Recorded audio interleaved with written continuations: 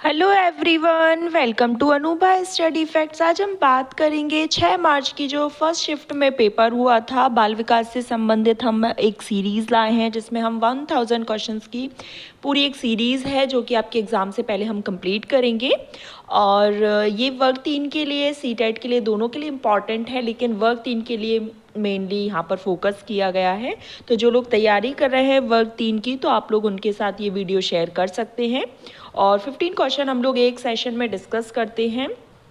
इसके अगर पिछले सेशंस नहीं देखें तो मैंने एक प्लेलिस्ट बना दी है वर्ग 3 प्रीवियस ईयर पेपर के नाम से। मैं आज उसको टेलीग्राम चैनल, जो कि हमारा विद्यार्थी मिशन है, उस पर मैं शेयर कर दूंगी।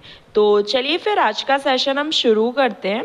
फर्स्ट क्वेश्चन है which is mental disease. Mental disease क्या है? तो देखो, आपको याद रखना है कि जो एमपी है गवर्नमेंट या मध्य प्रदेश सरकार के द्वारा जो वर्ग 3 कंडक्ट कराया जाता है, उसके जो बाल विकास के प्रश्न हैं वो बड़े ही अतरंगी हैं। इसमें आपका साइंस भी पूछ लिया जाता है। इसमें आपका ये नहीं है कि मेन सीडीपी ही है, मतलब तरह तरह के क्वेश्चन आएंगे। जैसे मैंने पिछला सेशन जो डिस्कस करा था उसमें सीडीपी के 15 क्वेश्चन में से मुश्किल 6 और 7 क्वेश्चन सीडीपी के थे, बाद बाकी बहुत अलग अलग थे। तो आपको ये तैयार रहना है कि क्वेश्चन इस तरीके से भी पूछे जाते हैं। तो ये जो सेशन है वो इसीलिए कराए जा रहे हैं ताकि आप इनसे फैमिलियर हो जाओ कि क्वेश्चन किस तरीके से आते हैं। तो मेंटल डिसीज क्या है?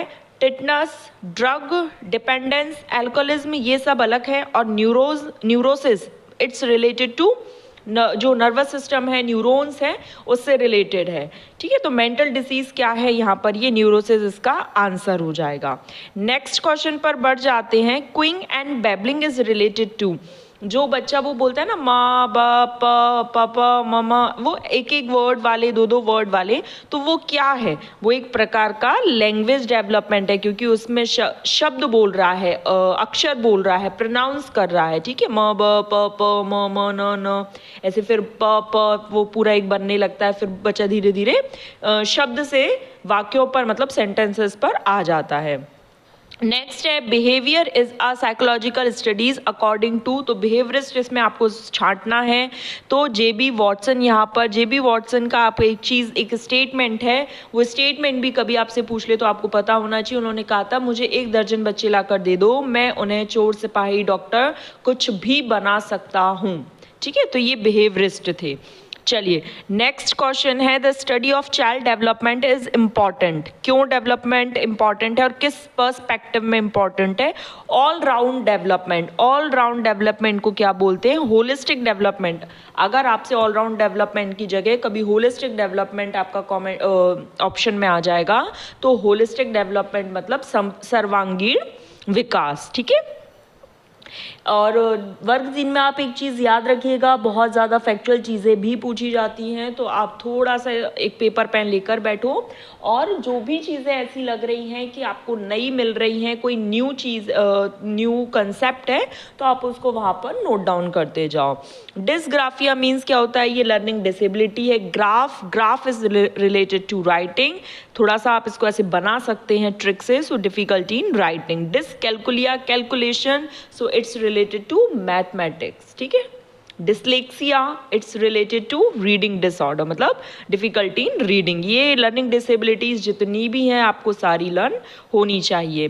नेक्स्ट है how does the child development process proceed. किस तरीके से होता है? जो तो जनरल टू स्पेसिफिक जाया जाता है, इंडक्टिव टू डिडक्टिव जाया जाता है, और जनरल टू स्पेसिफिक जाया जाता है।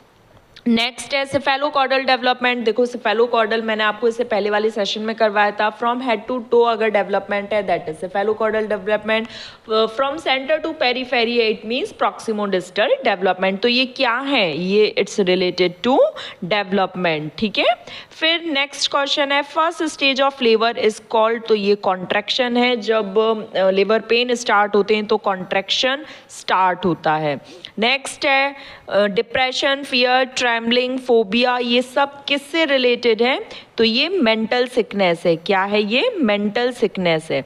नेक्स्ट है type of personality according to Jung. According to Jung पूछा है। प्रीवियस क्वेश्चन में स्लीडन पूछा था, क्रेशमर पूछा था, तो पर्सनैलिटी से हर बार वर्ग 3 में क्वेश्चन पूछा गया है। तो अगर आपने पर्सनैलिटी से कोई टॉपिक मतलब कोई भी कंसेप्ट छोड़ दिया है तो उसे अच्छे से पढ़ लीजिए। इन्होंने बताया था इंट्रोवर्ट एंड एक्सट्रोवर्ट, ठीक है। पिकनिक टाइप, एथलीट टाइप, ये सब मैंने आपको पिछले सेशन में डिस्कस कराए हैं। The dominant attitude has an effect on the personality. Dominant attitude has an personality. अगर आपको बाई चांस इस क्वेश्चन का आंसर नहीं आ रहा है तो पता है आप कैसे छाटोगे? देखो, सेल्फ कॉन्फिडेंस एक पॉजिटिव है, कोऑपरेशन एक पॉजिटिव है, सुपीरियरिटी एक पॉजिटिव है, लेकिन फीलिंग ऑफ इन्फीरियरिटी यहाँ पर निगेटिव है, इस वजह से इसका आंसर हम ये लगा देंगे। देखो, जब कभी भी आपको किसी भी क्वेश्चन का आंसर नहीं आए ना, तो आप एक एक ऑप्शन को नेग्लेक्ट करने की कोशिश करो। अच्छा, ये हट गया, ये हट गया, अब जो बचा है वो हमारा आंसर हो जाएगा। Human personality is the result of which of the following? तो ये इंट्रैक्शन ऑफ हेरिडिटी और एनवायरमेंट है। ये तो आप सबको पता होगा, ये बहुत इजी क्वेश्चन था।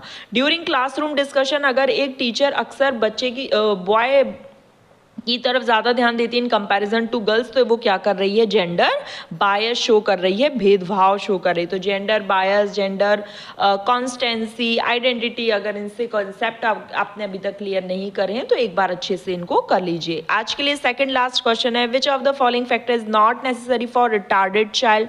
रिटार्डेड चाइल्ड के लिए क्या मतलब नेसेसरी फैक्टर नहीं? अगर स्लो लर्निंग है, फिजिकल डिफेक्ट है, लैक ऑफ एब्स्ट्रैक्ट थिंकिंग है, मतलब बच्चा अमूर्त चीज़ों को नहीं सोच पा रहा है, जो उसके सामने नहीं उनके बारे में नहीं सोच पा रहा है, तो ये तो है। लेकिन हमसे क्या पूछा गया था? नॉट, तो ओरिजिनलिटी, ठीक है। आज के लिए लास्ट क्वेश्चन है, which among the following is not type of multiple intelligence? तो हॉवर्ड गार्डनर की अगर आपने मल्टीपल इंटेलिजेंस की थ्योरी नहीं देखी है तो देख लीजिए। लिंग्विस्टिक, लैंग्वेज, स्पेशियल मतलब जगह से रिलेटेड, इंटरपर्सनल मतलब आपस में एक दूसरे से बातचीत से संबंधित, ये सभी प्रकार की हैं, लेकिन एनालिसिस नहीं है। अब चूंकि नॉट पूछा गया था इसलिए analysis will be the right answer. तो गाइज यहाँ पर हमारा सेशन कंप्लीट हुआ। आई होप आप लोगों को सेशन पसंद आया तो do like, share and subscribe.